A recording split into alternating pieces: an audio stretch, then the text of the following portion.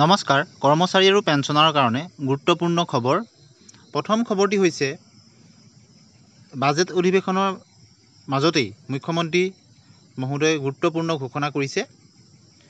তেখেতে লিখিছে, অধ্যক্ষ মহোদয়, অসমৰ প্ৰগতিত চৰকাৰী কৰ্মচাৰীসকলৰ যি উৎসৰ্গীকৃত সেৱাৰ প্ৰতি স্বীকৃতি জনাই মই তেওঁলোকৰ কল্যাণৰ বাবে বিভিন্ন ব্যৱস্থাৰ কথা ঘোষণা কৰিবলৈ লৈছোঁ। যিখিনি কথা বিত্তমন্ত্ৰী মহোদয়ে তেখেতৰ বাজেট ভাষণতো উল্লেখ কৰিছিল। আমাৰ চৰকাৰে 2005 চনৰ 1 ফেব্ৰুৱাৰীৰ পূৰ্বে নিযুক্তি প্ৰক্ৰিয়া আৰম্ভ হোৱা নিয়মীয়া কৰ্মচাৰীসকলক পেঞ্চন পুঁজি নিয়ন্ত্ৰক আৰু উন্নয়ন কৰ্তৃপক্ষৰ চুক্তি অনুসৰি নতুন পেঞ্চন আঁচনি অৰ্থাৎ NPS-ৰ তহবিলত জমা হোৱা চৰকাৰৰ বৰঙণি অংশ উভতাই দিয়াৰ চৰ্তত পুৰণি পেঞ্চন আঁচনি অৰ্থাৎ OPS দিয়াৰ ঘোষণা কৰিছে।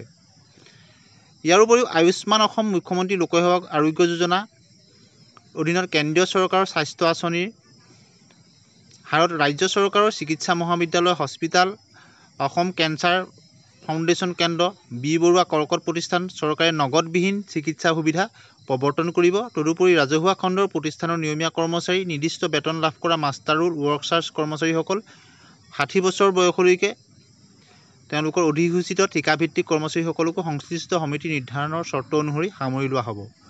আৰু আশা কৰ্মী, PM পোষণৰ ৰান্ধনী, অংগনবাদী কৰ্মী, সহায়িকা পাৰিতোষিক আদি বৃদ্ধিৰ দাবী সম্পৰ্কে অৱগত হৈছে। জনস্বাস্থ্য আৰু সমাজ কল্যাণৰ ক্ষেত্ৰত তেওঁলোকে আগবঢ়োৱা মূল্যৱান অৰিহণাৰ প্ৰতি স্বীকৃতি প্ৰদান কৰি তেওঁলোকক দৰমহা বা ভাত্তা বৃদ্ধি কৰাৰ কথা ঘোষণা কৰিছে।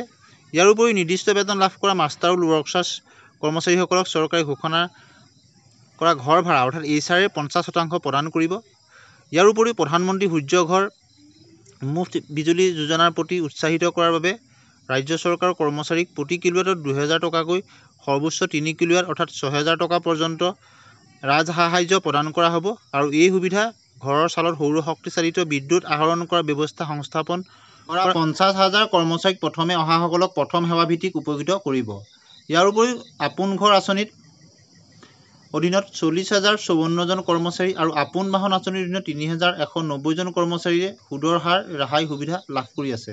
ইতিবাচক সঁহাৰিয়ে এই আঁচনিখন 2025-26 বিত্তীয় বৰ্ষতো অব্যাহত ৰাখিবলৈ আমাক উৎসাহিত কৰিছে। এই সুবিধা ৰাজহুৱা খণ্ডৰ প্ৰতিষ্ঠানৰ নিয়মীয়া কৰ্মচাৰী আৰু 60 বছৰ বয়সলৈকে অধিসূচিত ঠিকাভিত্তিক কৰ্মচাৰীসকললৈ সম্প্ৰসাৰণ কৰা হ'ব। ইয়াৰ উপৰিও শূন্য ব্যয় দুৰ্ঘটনা মৃত্যু বীমা অৰ্থাৎ জিৰ' কষ্ট এক্সিডেণ্ট এণ্ড ডেথ ইঞ্চুৰেঞ্চৰ সুবিধা ঠিকাভিত্তিক আৰু ৰাজহুৱা খণ্ডৰ প্ৰতিষ্ঠানৰ সেইসকল কৰ্মচাৰীলৈ সম্প্ৰসাৰিত কৰা হ'ব কথা ঘোষণা কৰিছে আৰু যিসকলক তালিকাভুক্ত বাণিজ্যিক বেংকৰ পৰা দৰমহা লৈ আছে। গতিকে কৰ্মচাৰী, বিশেষতঃ ৰেগুলাৰ কৰ্মচাৰী, ঠিকাভিত্তিক কৰ্মচাৰী, মাষ্টাৰ ৰোল কৰ্মচাৰী সকলোলৈকে এই বাজেটত বহুকেইটা সুখবৰ আহিল আৰু বিশেষতঃ এই সুবিধাখিনিয়ে পৰৱৰ্তী সময়ত ৰাজ্য চৰকাৰৰ যিসকল নিয়মীয়া কৰ্মচাৰী, ঠিকাভিত্তিক কৰ্মচাৰী, মাষ্টাৰ ৰোল কৰ্মচাৰী বা কেজুৱেল কৰ্মচাৰী তেওঁলোকৰ ক্ষেত্ৰত বা তেওঁলোকৰ পৰিয়ালৰ ক্ষেত্ৰত এক যোগাত্মক তেওঁলোকক দিশলৈ লৈ যাব। কিয়নো এজন কৰ্মচাৰীৰ ভৱিষ্যতক লৈ তেওঁলোকৰ যিটো কল্যাণৰ কাৰণে যথেষ্টখিনি চিন্তা কৰি এই আঁচনিখিনি লোৱা হৈছে আৰু আগন্তুক বাজেটত ইয়াৰ প্ৰতিফলন দেখিবলৈ পোৱা যাব বুলি আশা কৰিব পাৰি। গতিকে আজিৰ এই ভিডিঅ'ত আমি ৰাজ্য চৰকাৰৰ বাজেটত কৰ্মচাৰীৰ কাৰণে যিখিনি প্ৰতিফলিত হৈছিল আৰু মুখ্যমন্ত্ৰী মহোদয়ে আজি ভাষণতো তেওঁ এইখিনি কথা উল্লেখ কৰিছিলে সেই বিষয়ে আজি আলোচনা কৰিলোঁ। ভিডিঅ'টো শেষলৈকে চোৱাৰ কাৰণে ধন্যবাদ।